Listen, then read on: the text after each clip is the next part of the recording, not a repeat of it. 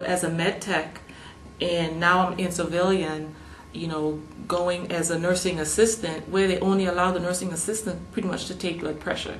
They don't even allow them to give breathing treatments at the time when I came out, to start IVs and to do all those things that I was doing in the military. You got a job in the civilian life. Well, it was hard for me to get a job because when I brought all my paperwork and showed them the things, thinking that, oh, well, I can just transfer. They said, well, no, you have to go to a CNA school, which is a nursing assistant school, that training. Oh, and I'm like, I had to, so that was an adjustment. Yeah. Here it is. I was doing all this in the military, and why can't you take, and I know now, you can take what you've done in the military and they will transfer that now, but it wasn't like that when I got out. It wasn't like that. So now it's a big difference, and that coming from that environment, knowing that you did so much and you had so much responsibility, and someone telling you, oh no, you can't do that, you can, well, it's that's like a hard. review. And that was one of the reasons too that really made me say, once they told me that, well, you have to go through this training for a nursing assistant, I said, well, I did it. I went through the training, and then I enrolled in school. As a matter of fact, Henry Ford Community College. I went to nursing school there. Okay. So it was. So you didn't work as a medical assistant, or were you doing that at the same time? No, because once I had my certification, I rolled into Henry Ford School. Remember, I still had, my son was still small, and my husband was like, well, I don't want you to work, just go to school, focus on that. And so I had great support. But I can just imagine for those that didn't, leaving the military and then coming out, it was kind of. And so then you did you go to school full time at Yes. Henry Ford? Yes. And how long did it take to? I was done prerequisites and all that. It took about 3.5 years. About And that was for the RN program? For the RN program, yes. Because I had the GI Bill. Yeah. So that was paid for that. So use that well. And actually, what you learned in the military was so strong that you it was a plus. to continue that in regular life. And once you get into as a nurse and you're going through your clinicals as a nurse, because you've done it in the military, it was secondhand. I mean, it was, you just go in, you already had that rapport with the patients, you just went in and you did, as a med tech, that phase, it was no set of, no adjustment. It was just a smooth transition because I did all those things, in the military. Let's fast forward a little bit. You're currently a nurse and you're Correct. employed. Okay. And where are you employed? I'm at the VA. Oh, okay. John D. Dingle VA. Okay. So downtown. So you went full circle? Yes. Okay. Yes. As a matter of fact, when I came out of the military, they were still at Allen Park. Oh, okay. And I went there, and I was still going through nursing school, but I, put in an application. But at the time, they weren't hiring for anyone in that, as a CNA. Right. But I pursued it. I kept my resume up to date and things like that, and I got hired at the VA, and I started working in the emergency room there. Oh. Yeah. Okay. Yeah, this was after you had you took boards. Correct. After I took boards, I passed boards. I worked at a local DMC hospital in the emergency room there, and then from there I went to the VA hospital and worked in their emergency room. I worked in the emergency room there at the VA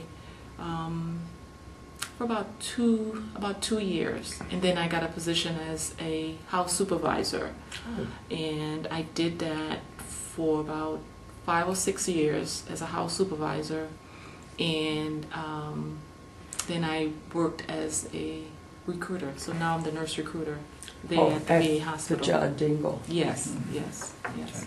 That's a full-time job? Yes, it is. Uh-huh. Yes, it is. It's interesting.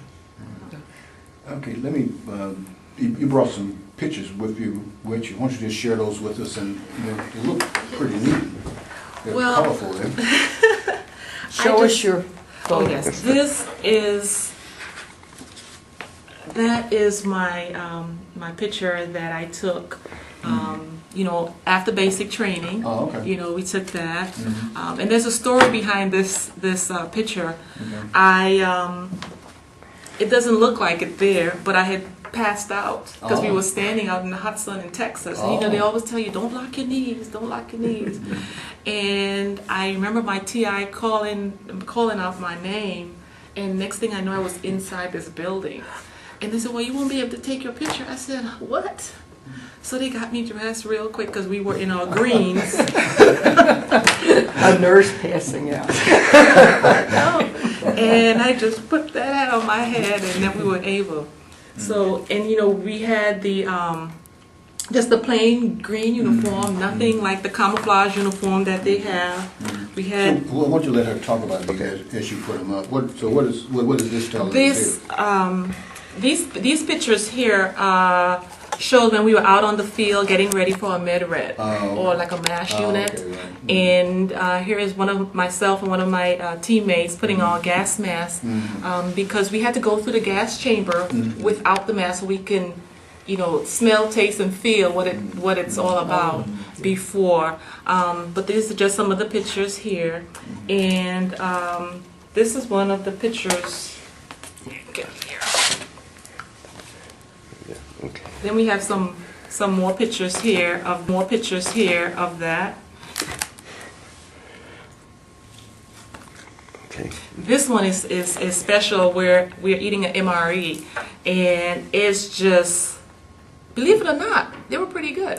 They were pretty good. I mean, they had some pretty good meals in there. Yeah, I remember that. Yeah. And this picture here is this is my commander at my Air Force base when I was getting pinned with one of my medals that I got Okay. from there's my good conduct medal. Okay.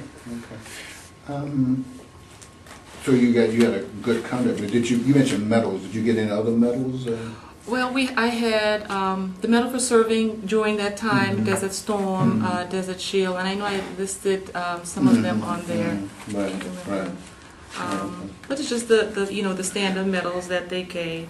Okay. And then this is I call it my pride and joy, my book. Basic. Yeah, basic training, Right. and you know, to go through, see some of the things that we have to go through going through our training and stuff like that. The That's elements of your training. basic yeah. training yearbook, so to speak. huh? Yeah, Yeah. yeah. Oh, that's pretty neat. Is there a favorite picture in there? Well, all of them favorite. I don't want to put you on the Well, spot. yeah. I don't wanna- Yeah, there was a lot that's a lot of them that are favorites that way. Oh, okay. All right. You And then I didn't go have back one into more the final. reserves, did you? No, this one shows when I was at the tech school for the med techs, and that's my my classroom classmates. Some of them that were there that day for a picture. So there you had men and women together. Correct, correct. This Because is- we were no longer in basic training. This is Oh, at so it was Shepherd, just in basic training. Shepherd Air Force Base in Texas. Mm-hmm. Okay. Yes. That's pretty neat. Yeah, nice background. The trees, huh? Yeah. Wow. Okay. You know, are we finished? No. Keep going. Oh, Let me finish. Yeah, I can. Oh. Now, looking back on your, obviously, you're a nurse because you were a nurse in the military. So Correct. that in essence established a career for you. Yes. So of all this military experience, did you have any life lessons that you learned from your military experience? Yes. It was just a reinforcement. When you do something, you do it right the first time. You know, and the respect and working as a team. you definitely, that is something that is just so important.